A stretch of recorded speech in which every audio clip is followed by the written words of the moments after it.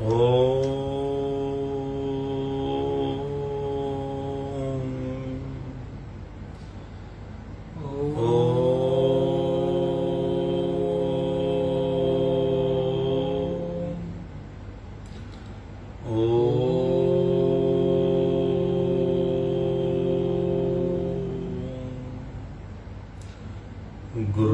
ब्रह्मा गुरु विष्णु गुरु साक्षात परमेश्वरा गुरु पार ब्रह्म स्वामी गुरुदेव महेश्वरा तमेव माता च पिता तुमेव बंधु च सखा तुमेव विद्या च दर्वण तुमेव मम देव देव वंदो चरण सरोज गुरु मुद मंगलागार जय सेवत नर होते हैं भवसागर से पार गुरु जी के सिमरण मात्र से नाशत विघ्न अनंत तासे सर्व परम विद्यावत आप प्रगटे जगत में जीव का निस्तार ने शब्द ना बनाए सुंदर जीव का नम्रता और दीनता से भेंट सतगुरु लीजिए मैं हूँ शरणागत तुम्हारो दास। बोलो जयकारा बोल मेरे श्री गुरु महाराज की जय। आज 10 जून 2022 व शुक्रवार हम अमृतवाणी सेवा ट्रस्ट एवं श्री हरिहर सत्संग मंडल की तरफ से अपना दैनिक सत्संग आप लोग के सामने प्रस्तुत करते हैं। अमृत वचन महापुरुषों की वाणी है, कभी भी जो है व्यर्था नहीं जाती। अपने कंप्यूटर में फीड कर लीजिए, यही सच है, बाकी सब ब्रह्म ज्ञान है। ये ब्रह्म ज्ञान है, इसी को सुनिए, इसी को फॉलो करो, बहुत फायदा होगा। हमें जो 3 ताप होते हैं, वो 3 ताप जो हैं वो इसी से खत्म होते हैं। मानसिक ताप है, शारीरिक ताप है। तो इस तरह करके जो है हमारी आत्मा खुश नहीं रहती, प्रसन्न नहीं रहते, भटकते रहते हैं। आज देखो हर इंसान जो है भटक रहा है। किसकी तलाश में भटक रहा है? कोई तो मान सम्मान के चक्कर में घूम रहा है, और कोई जो है पैसे के चक्कर में घूम रहा है। पैसा आ गया तो घमंड आ गया, अब घमंड आ गया तो लोगों से मिलना जुलना छोड़ दिया। क्यों? स्टेटस ऊपर हो गया। क्यों? आपके पल्ले तो कुछ नहीं है। अगर आपके पास पैसा आ गया और उसके साथ नम्रता अगर आ गई तो तब जाके आपके उस पैसे का फायदा है। पैसा आने से घमंड अगर आ गया, जैसे हमने देखा है कि आम जब जो है लगता है, बड़े बड़े आम देखे हमने लगते हुए, तो पेड़ उतना ही झुकता चला जाता है। सही मायने में जो मीठे आम जो बड़े मोटे वाले तकड़े लगते हैं, वो जितना वो रसीले आम उस पर लगते हैं उतना झुक जाता है। तो जब इंसान के ऊपर जो है पैसा आ जाए तो दो बातें आएंगी। निश्चित है घमंड आएगा, उसको पहले सोच के चलो। अगर पैसे के साथ नम्रता, दयालुता, परोपकारता और अच्छी वाणी आपको आ गई, मीठा बोलने का तरीका आ गया, तो पैसा किसी काम का है। नहीं तो वो पैसा किसी काम का नहीं है। बड़े बड़े लोगों को देखा, घमंड से आपकी दुनिया बर्बाद है। आत्मिक शांति नहीं मिलेगी आपको, क्योंकि आपका ध्यान प्रभु के चरणों में लगेगा ही नहीं। आप कहीं भी जाएंगे घमंड से पैसे तो फेंक देंगे। आप मंदिर में जाएंगे, वहां भी चाहोगे मेरा मान सम्मान हो, पैसे दिखाओगे, सबको दिखा के मथा टेकोगे, तो क्या होगा? कई लोग मेरा मान सम्मान करें, आप दिखाओगे। आप 5,000 में मथा टेका, 10,000 मथा टेका, तो ये है घमंड की निशानियां। और अगर आप अंदर से आपको नम्रता आ गई, पैसा है, नम्रता आ गई, नम्रता का आदमी दूर से पता लग जाता है इस आदमी के पास पैसा भी है और नम्रता भी है। और नहीं तो घमंडी आदमी के घर भी जाओगे ना, रिश्तेदार भी होगा, जिसके पास पैसा होगा, कोई ना कोई आपको ऐसा टोना टोटका मारेगा कि उसके पता लग जाएगा कि पैसा भी है और घमंड भी है। और कईयों के घर में जाएंगे जिनके घर के अंदर सद्बुद्धि है, पैसा आने के बाद दिमाग उनका नहीं फिरा, सद्बुद्धि रही, कलयुग का प्रताप नहीं आया वहां पे, तो वो जो है आपको पैसा जितना मर्जी हो आपको पानी पिलाएगा, आपको ढंग से बात करेगा, पता लग जाएगा कि इनके पास पैसे के आने के बाद कुछ गड़बड़ नहीं है। तो इसलिए इंसान को जो महापुरुषों के वचन याद रखता है, महापुरुष यही समझाते हैं और यही हमें याद रखना होता है कि आप कैसे भी रहो, थोड़े में रहो, ज्यादा में रहो, आपका सुर नहीं बदलना चाहिए, आपका दिमाग नहीं फिरना चाहिए। कम हो जाए पैसा तो तब भी आपका जो है, आपके मन के अंदर जो है किसी तरह की भावना नहीं आनी चाहिए, गलत भावना नहीं आनी चाहिए। और धन ज्यादा हो जाए तो तब भी नहीं आनी चाहिए। गुरु जी ने दुख सुख एक समाना, सब घट आत्म को पहचाना, जिसने मता आपका जाना मिटाया, उसने जग का फन, के स्वामी मेरा परमहंस महाराज विद्या सागर पर मेरा। तो इस तरह करके जो है हमें महापुरुष जो हैं, जो पूर्ण महापुरुष होते हैं, संपूर्ण महापुरुष होते हैं, वो हमें इतने शॉर्टकट तरीके से भक्ति सिखाते हैं कि हम, और अगर आप एक अनजान आदमी हमें भक्ति सिखाने लगेगा, या जिसको खुद ही पहली क्लास का टीचर होगा, और वो जो है बड़ी क्लासों को कैसे पढ़ा सकता है आप बताइए। दूसरी तीसरी प्राइमरी का टीचर जो है वो कैसे पढ़ा सकता है। पहले तो आपको एजुकेशन लेनी पड़ेगी, ऐसे अध्यापक से लेनी पड़ेगी जो नर्सरी से लेकर पीएचडी तक का सारा काम करा दे, उसको सभी बच्चों को पढ़ाना है।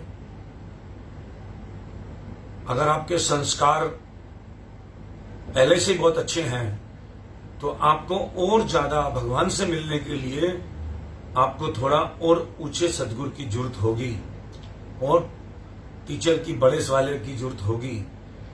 तो इसलिए जो है संपूर्ण सदगुरु की शरण में हम आए हुए हैं, हम आ चुके हैं। हमें सारी पढ़ाई महापुरुषों ने सिखाई है, अब हमें उनका पालन करना चाहिए। हमें हमारे दरबार के अंदर हमारे सदगुरु ने हमारे लिए जितने भी पुस्तकें बनाई हैं, जितने भी ग्रंथ बनाए हैं, उसके अंदर एक एक वाक्य ऐसा चुन कर बनाया है, चाहे वो नर्सरी का बच्चा पढ़े, आज नहीं तो कल उसको समझ आ ही जाएगी। और जिसमें से हम आपको ये शांति वचन भंडार से हम आपको सुनाते हैं, ये 8 से 60-70 साल पहले लिखी गई थी महापुरुषों द्वारा, और ये वो सत्य वचन है जिस पर चलने से इंसान संपूर्ण भगवान के साथ साक्षात्कार करने के लिए पूरी उसकी तैयारी हो जाती है। और अगर इसमें आपने पूरी तरह उसको फॉलो कर लिया तो आपको प्रभु ने मिलना ही मिलना है। कोई दुनिया की ताकत नहीं है कि उसको आपको प्रभु मिलने से रोक सके। अब अनंत सिंह आपको जो है वचन सुनाएगा महापुरुष। अमृत वचन। विवेक पुरुष श्रेय मार्ग को एवं अविवेकी पुरुष प्रेम मार्ग को ग्रहण करते हैं। संसारिक ऐषणाओं को त्याग कर भक्ति के मार्ग पर चलना श्रेय मार्ग है, और संसारिक भोगों में लिप्त होकर ब्रह्मा मायावी पदार्थों की ही कामना करना प्रेम मार्ग है। श्रेय मार्ग को ग्रहण करने से परम सुख की प्राप्ति होती है एवं प्रेम मार्ग पर चलने से दुख की प्राप्ति होती है। फूलों की सुगंध जिधर की वायु हो उधर ही जाती है, अन्य दिशा में नहीं जाती, परंतु भक्ति से संपन्न मनुष्यों की सुगंध सभी ओर पहुंचती है। संसार की आशा ही सबसे बड़ा दुख है और संसार से निराशा ही सबसे बड़ा सुख है। जिस घर में अंधेरा हो वही चोर सेंध लगाते हैं। यदि घर में निरंतर प्रकाश रहे तो चोर उस घर में घुसने का भी साहस नहीं करते। सत्य की ज्योति सर्वदा अपने अंतःकरण में जाज्वल्यमान रखिए, फिर काम क्रोध आदि चोर आपके पास नहीं आएंगे। तुम जैसा सोचोगे वैसा बनोगे। सदा मन में शुद्ध विचारों का स्थान दो। प्रकृति की प्रत्येक वस्तु तुम्हें कुछ न कुछ शिक्षा दे रही है। तुम दृष्टा बनकर सूक्ष्म बुद्धि से उसे ग्रहण करो। प्रत्येक को महत्वपूर्ण समझो, प्रत्येक का सम्मान करो। छोटे से छोटे व्यक्ति का भी निरादर मत करो। यदि तुम्हारी दृष्टि साफ है तो उससे भी कुछ सीखा जा सकता है। निंदक चाहे कितने भी कर्म धर्म कर ले, परंतु वह अपवित्र से का पवित्र ही रहेगा, क्योंकि उसने दूसरों की निंदा करके उनकी मैल से अपना मन भर रखा है। सत्य नाम है सच्चे प्रेम का। यदि मन में किसी के प्रति घृणा है तो अभी सत्य की प्राप्ति नहीं हुई। इसलिए घृणा की दृष्टि को दूर कर सत्य पर दृढ़ता से अटल रहो, चाहे इसमें कितनी बड़ी कुर्बानी देनी पड़े। जीवन के अनमोल घड़ियों का यही उपयोग है। जहाँ स्वार्थ व इच्छा है वहाँ प्रेम नहीं है। भक्ति रूपी पुष्पों की सुगंधी उस हृदय से ही सौरभ बिखराएगी जिस हृदय में प्रभु प्रेम का पुष्प पल्लवित होगा। प्रत्येक प्राणी लाभप्रद व आवश्यक कार्य को मुख्यता प्रदान करता है, हानि किसी को प्रिय नहीं। फिर मानव तन पाकर भक्ति रूपी लाभप्रद व आवश्यक कार्य की ओर ध्यान न दिया तो मन बुद्धि ही कहा जाएगा। जन्मों से बिछड़ी सूरती को मालिक से मिलाना ही मानव जन्म का सर्वोत्कृष्ट कार्य है। जब तक इस कार्य की ओर ध्यान न दिया अथवा इस ओर अग्रसर होने में लापरवाही की तो मानो स्वर्णिम अवसर रूपी हीरे को कौड़ियों के बदले खो दिया। मानव जीवन सत्यम शिवम सुंदरम है। ये सत्यम शिवम सुंदरम तभी बनेगा जब सच्चिदानंद घन सदगुरु के पावन वचनों का मनन करेगा तथा नाम सुमिरन से सूरती की तार जोड़ेगा। मालिक से उसके अतिरिक्त जो कुछ भी मांगा जाता है वह सब दुख का बीज है। इसलिए जीव मांगना है तो मालिक से मालिक को मांग, जिससे कि मन को संतोष प्राप्त हो और तृष्णा की भूख मिट जाए। बोलो जयकारा बोल मेरे श्री गुरु महाराज की जय। बोल साचे दरबार। ये थे हमारे अमृत वचन। कल हमने जो है आत्मा के पथ प्रदर्शक आत्मबोध एक कहानी तक छोड़ा था। उसके बाद का हमने जो है एक आपको कहानी सुनाई थी कबीरदास जी की कि उनकी एक शिष्य थी रानी इंदुमती। नाम उपदेश ग्रहण करने के पश्चात नाम के निरंतर अभ्यास सिमरन ध्यान द्वारा निज धाम पहुंच गई। वहां उसने श्री कबीरदास जी को परमात्मा के सिंहासन पर विराजमान देखा। उसने श्री कबीर साहब जी से विनय की कि यदि आपने मुझे पहले बताया होता कि आप स्वयं ही परम पिता परमेश्वर हैं तब मैं उसी तरह समय आपको भगवान मान लेती। श्री कबीर साहब जी ने उत्तर दिया, उस समय तुमने मुझ पर विश्वास नहीं करना था। संपूर्ण रूहानियत इस एक नियम पर आधारित है कि परमात्मा की प्राप्ति का साधन परमात्मा द्वारा स्वयं सृजन किया गया है। वह साधन ये है कि परमात्मा रूप सतगुरु जीव को अंतर के शब्द या नाम से जोड़ देते हैं, जिससे जीव मुक्त होकर वापस दुर्धाम पहुंच सकता है। जब सतगुरु की अगाध कृपा से जीव की दिव्य दृष्टि खुल जाती है तो जीव को घट भीतर उस कुल मालिक की ज्योति के दर्शन हो जाते हैं। सतगुरु की वे पूर्ण महापुरुष हैं जो सर्वव्यापक हैं। वेद शास्त्रों में अगर हम देखें तो हमें पता चलता है कि अनादि काल में आज तक बिना सतगुरु के मार्गदर्शन के कोई भी जीव परमात्मा का साक्षात्कार नहीं कर पाया है। जब भी कोई मुक्ति पथ पर अग्रसर हुआ तो सतगुरु के मार्गदर्शन से ही हो सका। भौतिक जगत में भी कोई विद्या या कला कौशल सीखना हो तो उस क्षेत्र के आचार्य के पास जाना पड़ता है। चाहे किसी ने डॉक्टर बनना हो, चाहे इंजीनियर बनना हो, उसे किसी क्षेत्र में आश्चर्य से शिक्षा ग्रहण करनी पड़ेगी। यह विचारने योग्य बात है कि अगर संसार में कोई कला कौशल सीखने के लिए मार्गदर्शक की आवश्यकता है तो क्या आध्यात्मिक क्षेत्र में जहाँ जीव सर्वोच्च लक्ष्य की प्राप्ति चाहता है, परमात्मा का साक्षात्कार करना चाहता है, क्या वहाँ पूर्ण सद्गुरु की जरूरत नहीं है? जीव को यह अच्छी तरह जान लेना चाहिए कि यह कुदरत का अटल नियम है कि बिना सद्गुरु के पथ प्रदर्शन के मनुष्य जन्म के लक्ष्य की प्राप्ति संभव नहीं है। एक जलते हुए दीपक के द्वारा ही दूसरा दीपक जलाया जा सकता है। समय के संत सद्गुरु की कृपा से ही प्रकाश पुंज परमात्मा के दर्शन हो सकते हैं, क्योंकि सद्गुरु स्वयं उस परमात्मा से एकीकरण कर चुके हैं। कोटि कोटि मम वंदना करना के आगार, परमार्थ हेतु जगत में लिया संत अवतार। पथ प्रदर्शक बन जीवों के आए दीन दयाल, शाश्वत आनंद और शांति से करते माला माल। शास्त्रों में भी उल्लेख किया गया है, जब नारद मुनि जी वैकुंठ धाम जाने लगे तो उन्हें लौटा दिया गया चूंकि उन्होंने सद्गुरु धारण नहीं किए थे। जब उन्होंने धीमर को गुरु धारण किया, उसके पश्चात ही उसे प्रवेश मिला। शुक्रदेव मुनि महर्षि वेदव्यास जी के पुत्र कितने ज्ञानी थे। उन्होंने माता के गर्भ में ही अध्यात्म ज्ञान प्राप्त कर लिया था, फिर भी उन्हें सद्गुरु की शरण ग्रहण किए बिना मालिक के धाम प्रवेश नहीं मिला था। फिर उन्होंने राजा जनक से दीक्षा प्राप्त की। उसके पश्चात उन्हें उधर्व लोक में स्थान मिला। सद्गुरु की आवश्यकता पीर पैगंबरों, महापुरुषों तथा अवतारों को भी होती है। भगवान विष्णु के अवतार भगवान श्री राम तथा भगवान श्री कृष्ण जी ने भी क्रमशः महर्षि वशिष्ठ तथा महर्षि घोर अग्निर्ष जी को अपना गुरु धारण किया। राम कृष्ण से को बड़ा, तीनों तो गुरु कीन, तीन लोक के हैं धरी, गुरु आगे अधीन। पूर्ण सद्गुरु की महिमा अकथनीय है। श्री सद्गुरु की महिमा गाने में मनुष्य असमर्थ है। राजा रंक, अमीर गरीब, अच्छे बुरे, संत असंत, युवा वृद्ध सब उनकी शरण में आते हैं और आत्म कल्याण के पथ पर चलकर जीव ही शीघ्र ही अपनी मंजिल तक तय कर लेते हैं। महापुरुष तो केवल जीव की अंतर आत्मा निर्मल तथा स्वच्छता की ओर ध्यान देते हैं। जिस प्रकार धोबी कपड़ा जैसे भी हो, चाहे कितना भी मैल भरा हो, उसे धोकर साफ करता है, ठीक उसी प्रकार पूर्ण सद्गुरु निष्पेक्ष दृष्टि से हर जीव को मायवी मैल से रहित कर स्वच्छ तथा निर्मल कर देते हैं।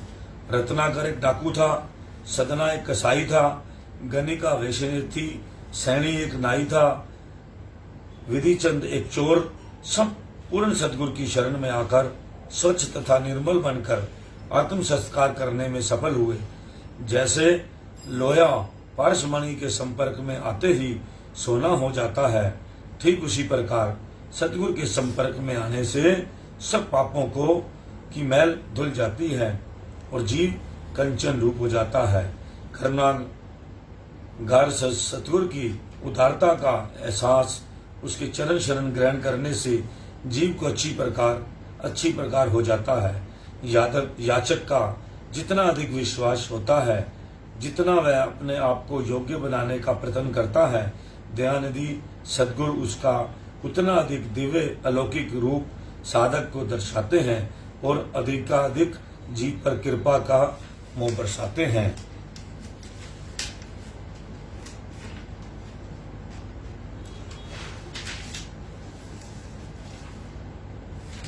सद्गुरु के दिव्य गुणों की दिव्य झलक उनके क्रियात्मक जीवन से दृष्टिगोचर होती है तथा जीव उसकी सुखप्रद छत्र छाया से अत्यधिक आत्मिक लाभ प्राप्त कर सकता है।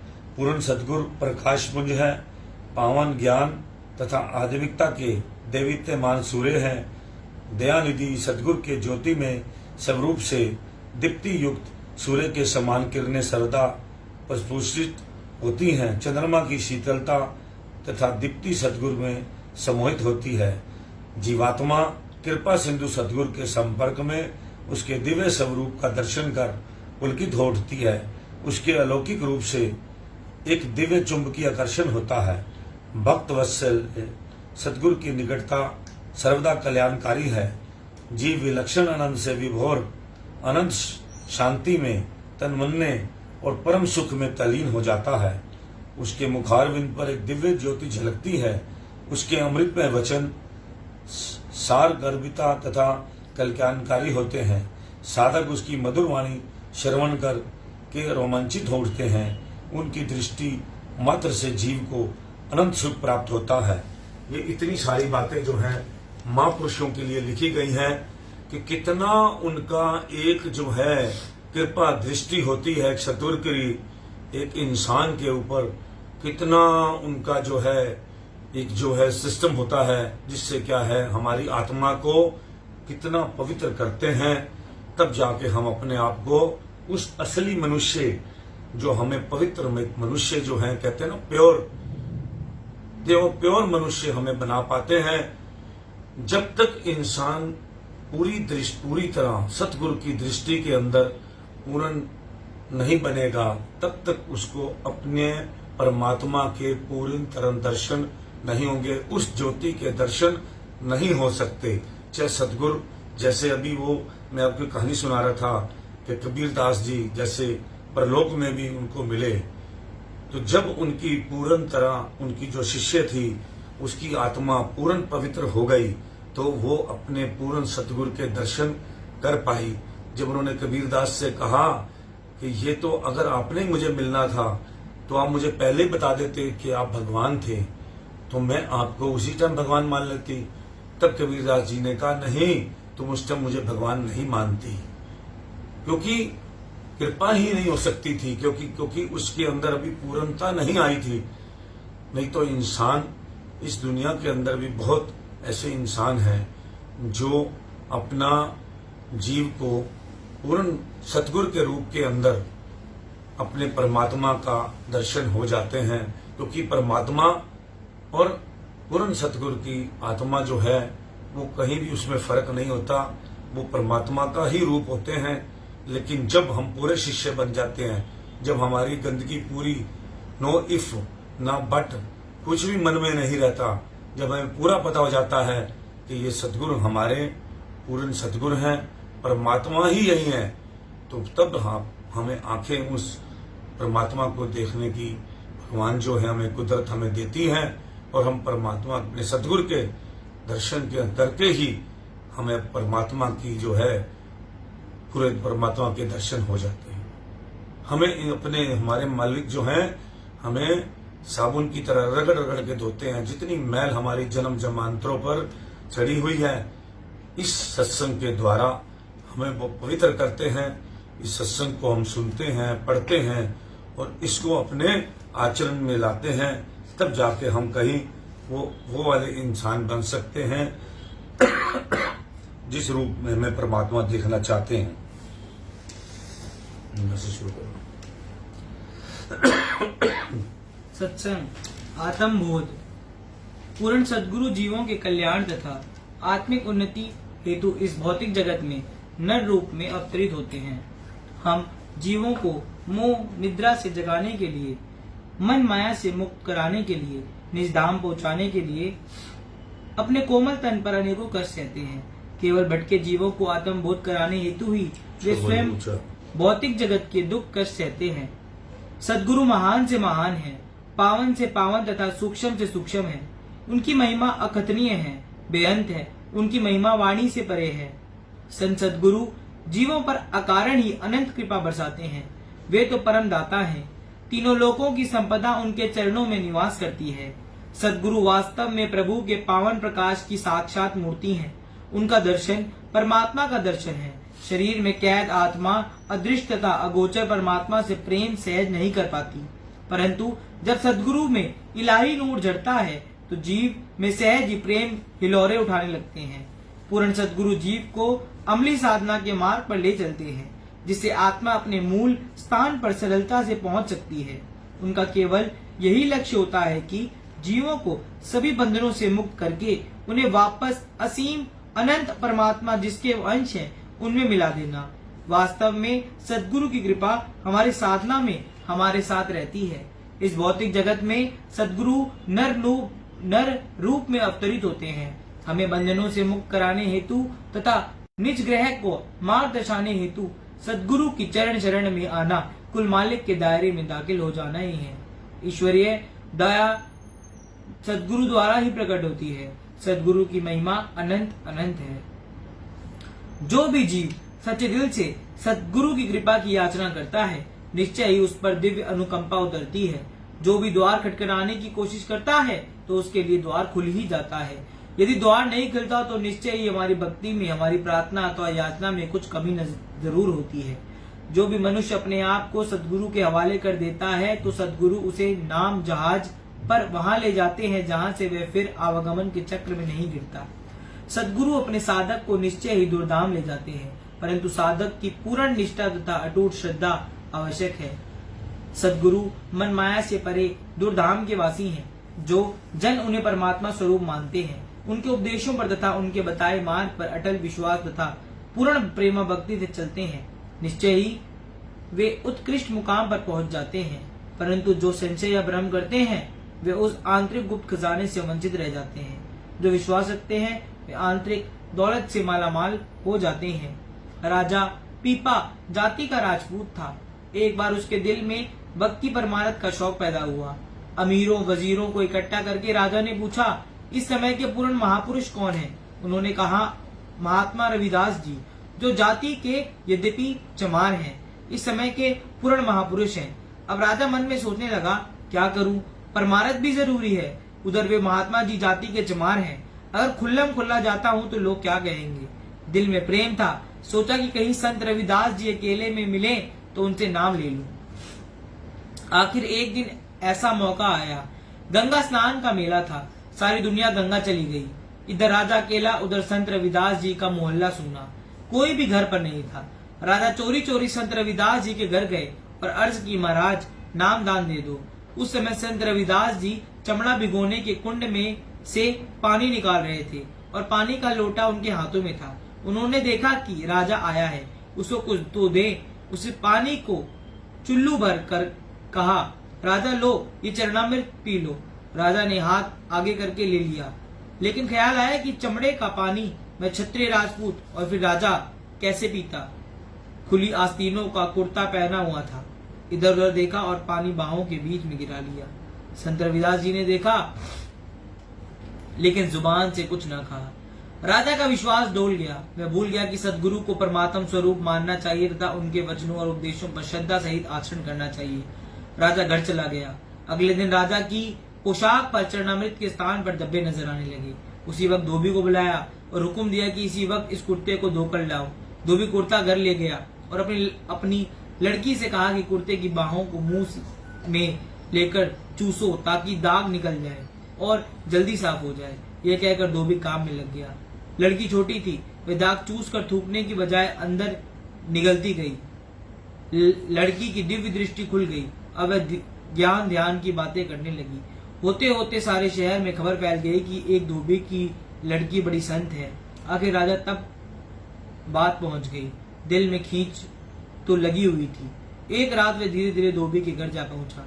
लड़की राजा को देख हाथ जोड़कर खड़ी हो गई। राजा ने कहा, देख बेटी, मैं तेरे पास भिखारी बनकर आया हूँ, मंगता बनकर आया हूँ, राजा बनकर नहीं आया। लड़की ने कहा, मैं आपको राजा समझकर नहीं उठी, बल्कि मुझे जो कुछ मिला है आपकी कृपा से ही मिला है। राजा ने हैरान होकर पूछा कि मेरी कृपा से? लड़की ने कहा, जी हाँ, मुझे जो कुछ मिला है आपके कुर्ते से मिला है और जो भेद था आपके कुर्ते में ही। ये सुनकर राजा पीपा रोने लगा और अपने आप को कोसने लगा। दृग है मेरे राज्य को, दृग है मेरे क्षत्रिय होने को। अहंकार तेरा बुरा हो जिसने मुझे परमार्थ से खाली कर दिया। जब ठोकर लगी तो लोक लाज की परवाह न करता हुआ सीधा संत रविदास जी के पास पहुंचा। हाथ जोड़कर अर्ज की, गुरुदेव वही चरणामृत फिर बख्शो। संत रविदास जी ने कहा, अब नहीं। जब तू पहली बार आया तो मैंने सोचा कि तू क्षत्रिय राजा होकर मेरे घर आया है, तुझे वह चीज दे जो कभी नष्ट ना हो। वह कुंड का पानी नहीं था, अमृत था, सचखंड से आया हुआ था। मैंने कहा, मैं रोज पीता हूँ, आज राजा भी पी ले। लेकिन तुमने चमड़े का पानी समझकर घृणा की और कुर्ते में गिरा लिया। धोबी की लड़की ने कुर्ते के दाग चूसे और वह संत बन गई। अब मैं तुम्हें नाम दूंगा, कमाई करके इस संपदा को प्रकट कर लेना। राजा को समझ आ गई, विश्वास हो गया। शौक था नाम दान लेकर फिर कमाई की। सदगुरु तो दयाल होते हैं, जीव की भूल को बख्शकर उन पर द्रवित होते हों, रूहानी दात लुटाते हैं, जिसे पाकर जीव अपार शांति, अनंत सुख, शाश्वत आनंद प्राप्त करता है तथा जीवन के चरण लक्ष्य आत्म साक्षात्कार की प्राप्ति करता है। युक्ति, कमिल मुर्शिद की दया बिना आत्म साक्षात्कार करना तथा सफर तय करना निज धाम पहुंच सकना असंभव है। युक्ति सिखाने वाले सद्गुरु ही हैं, उनके बिना सारा ज्ञान ध्यान और जप तप व्यर्थ है। हर प्रकार की कला का वास्तविक ज्ञान उस कला के ज्ञाता से मिलता है। इसी प्रकार परमेश्वर की प्राप्ति भी युक्ति प्रभु से मिलाप कर चुके पूर्ण सद्गुरु से ही मिलती है। सद्गुरु के उपदेशों का अनुसरण करने से निश्चय ही आत्मबोध संभव है। सद्गुरु ही परम हितैषी तथा जीव के पथ प्रदर्शक है, जो जीव को आत्म साक्षात्कार को सही राह दर्शाते हैं। सद्गुरु की शरण में जो भी जीव आते हैं उन्हें वे मुक्ति पथ दर्शाते हैं। जीव केवल आत्म समर्पण करे, पूर्ण सद्गुरु अपार दया कर जीव को नाम की दात बख्श देते हैं, जिसके अभ्यास तथा सुमिरन से जीवात्मा निजग्रह की ओर गमन करती है। सद्गुरु केवल नाम की ही दात नहीं बख्शते, अपितु जीव को हर पल सहायता करते हैं। वे मन तथा माया के बंधनों में फंसे जीवों को मुक्त होने की युक्ति सिखाते हैं, ताकि वे जीव पूर्ण शक्ति, पूर्ण ज्ञान तथा पूर्ण आनंद की प्राप्ति कर सके तथा अपना लोक परलोक दोनों संवार ले। सद्गुरु साधक की इस प्रकार पल पल रक्षा करते हैं, जिस प्रकार माता अपने संतान की संभाल करती है। सारस पक्षी भले अपने शावक को दूर छोड़ आए, परंतु उसका ध्यान सर्वदा उस ओर लगा रहता है। पूर्ण सद्गुरु भी अपनी दिव्य अनुकंपा का वरद हाथ सदैव अपने साधक पर रखते हैं, चाहे वह दूर हो या निकट हो। सद्गुरु सर्वदा याचक पर दया करते हैं, उसे जीवन के वास्तविक उद्देश्य की प्राप्ति के साधन दर्शाते हैं। सद्गुरु की हिदायत पर अमल करने से जीव निश्चय ही भवसागर से पार हो जाता है। कामिल मुर्शिद या संत सद्गुरु ही जीव को आंतरिक गुप्त खजाने को प्राप्त करने का भेद समझाते हैं, जिसे जीवात्मा निज स्वरूप के अलौकिक प्रकाश का दर्शन करती है तथा भक्ति की उत्कृष्ट मंजिलों को पार करके निज ग्रह में जाकर निवास करती है। प्रश्न उठता है कि जीवात्मा किस प्रकार दुर्धाम में मालिक कुल के धाम में प्रवेश करती है। अपने प्रयत्न से बिल्कुल नहीं, अपितु पूर्ण सद्गुरु के अपार अनुग्रह से, उनकी अगाध कृपा से ही जीव को सर्वोच्च मंजिल की प्राप्ति होती है। सद्गुरु जीव को नाम से जोड़ देते हैं, जिससे जीवात्मा की शक्ति प्रफुल्लित हो उठे और वह अपने स्रोत में वापस समा सके। मालिक की ही अगाध दयालुता से जीव याचना करता है, द्वार खटखटाता है तथा लक्ष्य की प्राप्ति भी करता है। प्रश्न उठता है कि मालिक की दया तथा कृपा किस प्रकार जिज्ञासु प्राप्त करे। एक बार एक भक्त ने स्वामी रामानंद जी से पूछा, मनुष्य आत्म साक्षात्कार किस प्रकार कर सकता है। उन्होंने उत्तर दिया, ईश्वर की कृपा द्वारा। जिज्ञासु ने पूछा, ईश्वर की कृपा कैसे प्राप्त की जा सकती है। उन्होंने कहा, ईश्वरीय कृपा के लिए शुद्ध हृदय से प्रार्थना करनी चाहिए। जिज्ञासु ने प्रश्न किया, ये निष्कपटता कैसे प्राप्त हो सकती है। उन्होंने उत्तर दिया, उसके लिए जीव को ईश्वर की कृपा के लिए प्रार्थना करनी होगी कि उसकी प्रार्थना सच्ची हो। सत्पुरुषों की संगति में निष्कपटता प्राप्त होती है, तब वह सच्ची प्रार्थना में तल्लीन होता है। साधक सदैव याचना करता है, ए दयानिधि सद्गुरु, मैं अपन हूँ, दीन हूँ, अनजान हूँ, आप सर्वशक्तिमान पतित पावन हैं, मुझ दीन पर कृपा करो, मुझे निज ग्रह का पथ दर्शा दीजिए। मैं पूर्णतः आपके समर्पित हूँ, मुझे आपका ही आश्रय है। ये पथ प्रदर्शक मेरे राबर, कृपा कर मुझे अपनी इलाही नूर को दर्शन दीजिए। मेरी आत्मा को ये जन्मों से आर्त पुकार है। जब भक्त प्रेम भक्ति से ओतप्रोत हो दीन की भांति याचना करता है, तो अहंकार गुरु की कृपा उचित समय पर अवश्य उतरेगी। ऐसा कर्तव्य पूर्ण करते चलो, सच्चा प्रेम और अटूट श्रद्धा बढ़ाओ, उनकी कृपा पाने की याचना करते हो, उनकी आज्ञा का पालन करते हुए भक्ति के नियमों पर चलो। सच्ची लगन, दृढ़ता, भक्ति और वचनों के पालन के प्रति तुम्हारे दृढ़ विश्वास से एक दिन तुम दिव्य प्रकाश का अनुभव करोगे, जो कि तुम्हारे अंतःकरण को अलौकिक प्रकाश से भरपूर कर देगा और तुम उस सर्वव्यापी प्रकाश में विलीन हो जाओगे। उस स्थान पर पहुंच जाओगे जहां पर तुम्हारे इष्ट सद्गुरु विराजमान है। आत्मा व परमात्मा का मिलन हो जाएगा। ध्यान से विचार करने पर यह स्वयं ही अनुभव करोगे कि सद्गुरु ने अपनी अपार रहमत की। जब उन्होंने सूरज शब्द योग का रहस्य बताया, अब ये जीव पर निर्भर करता है कि अपना सारा जीवन उनकी आज्ञा का पालन करते हुए बिताए हुए तुम उनके लिए सच्ची लगन एवं सच्ची तड़प पैदा करो, तो सद्गुरु की कृपा अवश्य तुम्हें अपने ऊपर बरसती दिखाई देगी और अनुभव होगा कि परमात्मा की तरफ अग्रसर होते जा रहे हो। सद्गुरु की कृपा और मनुष्य का पुरुषार्थ साथ साथ चलते हैं। विश्वास रखो, वे अपनी कृपा और आशीर्वाद हमें हमारी पात्रता से कहीं अधिक दे रहे हैं। जब जीव सत्पुरुषों की चरण शरण ग्रहण कर लेता है, तो वह मन माया के बंधनों से छूटने की युक्ति सिखा लेता है तथा सभी रुकावटों को पार करते हुए मन तथा विकारों से संघर्ष करते हुए विजय प्राप्त करता है। तथा जीवन के वास्तविक लक्ष्य आत्म साक्षात्कार की और निर्भय अग्रसर होता है। सद्गुरु भक्त पर कृपा बरसाते हैं, जिससे जीव नाम के अभ्यास तथा सुमिरन द्वारा ऐसी अवस्था पर पहुंच जाता है जहां भक्त भक्ति तथा भगवान का भेद समाप्त हो जाता है। ऐसे उत्कृष्ट पद तथा सर्वोच्च गति की प्राप्ति के लिए अनिवार्य है प्रेम, युक्ति, शरणागति, अटल विश्वास, पूर्ण समर्पण, निरंतर सुमिरन तथा अविचल प्रेमा भक्ति। इन 5 भावों को दृढ़ करने के लिए दयानिधि सद्गुरु ने अनंत उदारता कर अगाध कृपा कर साधकों के कल्याण तथा आत्म उन्नति हेतु 5 नियम निर्धारित कर दिए हैं, जिनका पालन करना प्रत्येक गुरुमुख के लिए अनिवार्य है।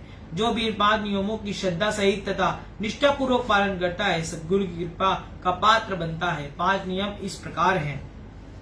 श्री आरती पूजा, निष्काम सेवा, सत्संग, भजन, अभ्यास और श्री दर्शन। इन 5 नियमों का पालन करने से भक्ति सुदृढ़ होती है तथा आत्मा परितृप्त होती है। आत्मा की जन्मों की प्यास बुझती है। पूर्ण सद्गुरु के उपदेशों का अनुसरण करने से जीवात्मा माले के कुल के धाम में गमन करती है। आत्मा ब्रह्मानंद में विभोर अंतर्मुखी हो आंतरिक आनंद तथा शांति में तलीन हो जाती है। आत्मा विशुद्ध होकर कुल मालिक के परमात्मा के दिव्य नूर का निज घट में दर्शन करती है। यदि साधक अपनी मनमति का त्याग करके सद्गुरु की आज्ञा का अनुसरण करता है और अपना जीवन व अपना अस्तित्व सद्गुरु के चरण कमलों में समर्पित करता है, तो उसका हर कर्म प्रभु की मौज अनुसार और हर कार्य भी प्रभु को समर्पित करेगा और वह शाश्वत परम सुख के मार्ग पर अग्रसर होगा। वह अनंत आनंद का अनुभव करता हुआ सत्पुरुषों की प्रसन्नता हासिल करेगा। सत्पुरुष क्योंकि स्वयं आनंद और खुशियों के भंडार होते हैं, इसलिए साधक भी सच्ची खुशियों से भरपूर रहेगा। धन्य है वे जीव जिन्हें पूर्ण सद्गुरु की चरण शरण प्राप्त है, जो नाम दीक्षा को प्राप्त कर सद्गुरु के अमृत तुल्य वचनों तथा उपदेशों के पूर्ण निष्ठा तथा अटल विश्वास सहित पालन करते हैं। वे निश्चय ही आंतरिक दौलत से मालामाल होकर निज स्वरूप की ज्योति से प्रकाशित होकर भवसागर पार कर जाते हैं और जीवन के वास्तविक उद्देश्य मुक्ति को प्राप्त करते हैं। बोलो जयकारा बोल मेरे श्री गुरु महाराज की जय। आज का ये सत्संग जो है, इसका पूरा निचोड़ है कि बिना सतगुरु के, पूर्ण सतगुरु के हम पार नहीं निकल सकते। हम भवसागर पार नहीं हो सकते। नाम का दान लेना है और जो गुरुमुख हैं, जो जिनको अपने सदगुरु का है नामदान मिल चुका है, वो अपना नाम जपे। कलयुग केवल नाम आधारा, सिमर सिमर नर उतरे पारा। सिर्फ कलयुग में एक नाम का आधार है। अभी हम सत्संग से उठेंगे, उठते ही फिर अपने काम धंधों में लग जाएंगे, फिर नाम जपना भूल जाएंगे। आदत बना लीजिए, आदत शुमार कर लीजिए अपने। जैसे रोटी पानी की हर चीज की हमें आदत है, इसी तरह नाम जपने की। सवेरे 1 घंटा, शाम को 1 घंटा या आधा घंटा 4 बार, 2 घंटे महापुरुषों ने कहा है नाम जपना आवश्यक है। जय सच्चिदानंद। राम राम, सत श्री अकाल।